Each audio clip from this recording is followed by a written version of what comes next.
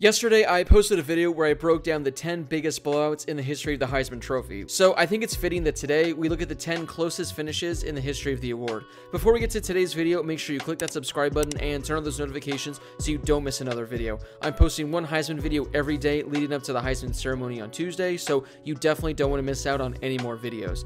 Just like the video featuring the biggest blowouts, this will be determined on the closest gap in points between first and second place. Kicking off this countdown at number 10 is Oklahoma running back Billy Sims, who won the Heisman back in 1978. He finished with 151 first place votes, which was actually the second most that year. Penn State quarterback Chuck Fusina finished with 163 first place votes, but he finished in second place. Sims finished with a total of 827 points, with Fusina finishing 77 points behind him with 750. Sims finished the season with nearly 1,800 rushing yards, the third most in the country. His 20 rushing touchdowns were the most in the entire country, along with his 7.6 yards per carry.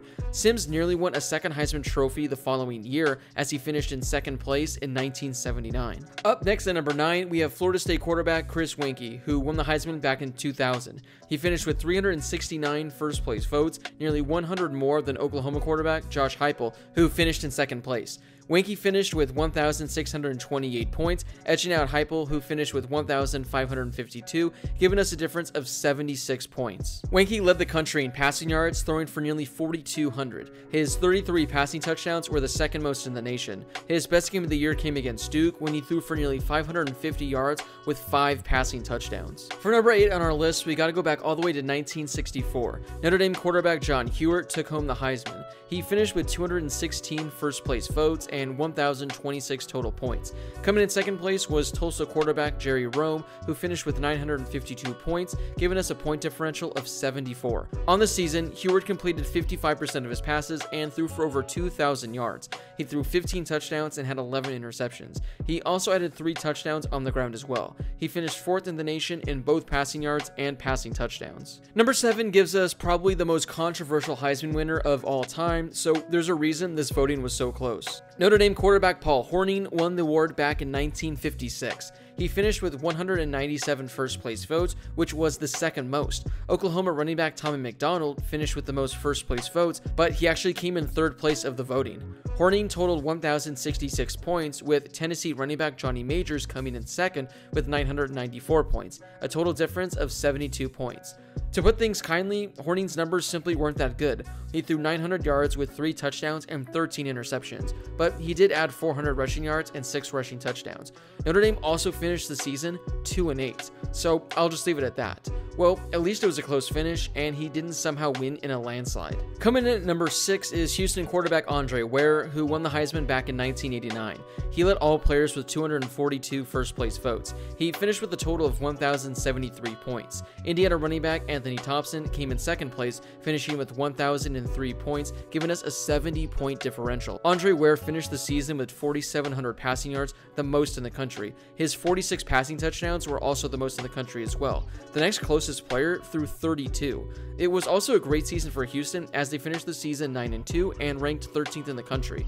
Though he was the best quarterback in the country, Anthony Thompson was the best running back in the country, as he finished with 1,800 rushing yards and 24 rushing touchdowns. Ultimately, Andre Ware got the edge and gave Houston their first and only Heisman Trophy winner. Before we get to the 5 closest finishes, if you could please take a second and give this video a thumbs up, I would greatly appreciate it. It helps share the video with more college football fans, and it only takes a second to do. Coming in at number 5 is Eric Crouch, who won the Heisman back in 2001 while quarterback in Nebraska. He finished with the most first place votes with 162 and totaled 770 points. Florida quarterback Rex Grossman finished in second place with 708 points, a difference of 62 points. Though Crouch didn't put up electrifying numbers at the quarterback position, you can make the case he was the best overall player in college that season. His passing numbers weren't anything exciting, as he threw for only 1,500 yards with 7 touchdowns and 10 interceptions. However, his damage was on the ground, as he rushed for over 1,100 yards with 19 rushing touchdowns. I'm not going to put them on the screen right now because of copyright problems, but if you want some awesome vintage college football highlights, go search Eric Crouch highlights because they are truly awesome. Johnny Latner comes in at number 4 on the countdown countdown. He won the Heisman back in 1953. The running back from Notre Dame finished with 384 first-place votes and a total of 1,850 points. Paul Giel, a running back from Minnesota, finished in second place with 1,794 points, a difference of 56 points. Johnny Latner truly did it all, carrying the ball 134 times for 651 yards, averaging 5 yards a carry. He also got 14 passes for 204 yards and also added 4 interceptions on defense. He set the Notre Dame record for all-purpose yards that stood until 1979. He won the Heisman Trophy despite the fact he didn't even lead the Irish in rushing, passing, receiving, or scoring. You truly gotta love 1950s college football. Before we get to the final 3, drop a comment down below guessing which Heisman race was the closest. I'll give you guys all a hint. One was in the 1960s, one was in the 1980s, and one was in the 2000s. Number 3 goes to Syracuse running back Ernie Davis, who won the only Heisman in Syracuse history back in 1961. He received 179 first-place votes and finished with 824 points. Coming in second place was Ohio State running back Bob Ferguson, who finished with 771 points, a difference of only 53 points. Davis finished with 823 rushing yards, the 6th most in the country. His 12 rushing touchdowns were the 3rd most in the country. He also added 16 catches for 150 yards and 2 touchdowns in the passing game. Ironically, it was the only season Davis finished in the Heisman voting, even though his yards per carry and total rushing yards were less than he had the season prior. Number 2 on this list will be a familiar name to most. Auburn running back Bo Jackson. He took home the Heisman in 1985 after finishing with 317 first-place votes and 1,509 total points. Iowa quarterback Chuck Long came in second place, finishing with a total of 1,464 points, a difference of just 45 points. Bo Jackson finished the season with 1,786 rushing yards, the 2nd most in the country. His 6.4 yards per carry were the most in the country among players who had at least 170 total carries. He was also tied for 2nd in the country with his 17 rushing touchdowns. For the longest time, this was the closest finish in the history of the Heisman Trophy. Then, in 2009, we had a photo finish that I truly don't think will ever be topped. Mark Ingram won the Heisman back in 2009. The running back from Alabama finished in first place in truly what will go down as likely the closest Heisman race of all time. Not only was it close between 1st and 2nd, but it was also close between 1st and 3rd place. Alright, so let's start with Mark Ingram, who finished with 227 first place votes and a total of 1,304 points. Coming in second place was Stanford running back Toby Gerhart, who finished with 222 first place votes, 5 less than Mark Ingram had. He finished with 1,276 points, just 28 points behind Mark Ingram. As I mentioned, it wasn't just a close race between those two. Texas quarterback Colt McCoy finished with 203 first place votes and a total of 1,145 points. Just 159 points separated 1st and 3rd place. Even Ndamukong Suh, who was 4th place that year, finished with 161 first place votes and 815 points.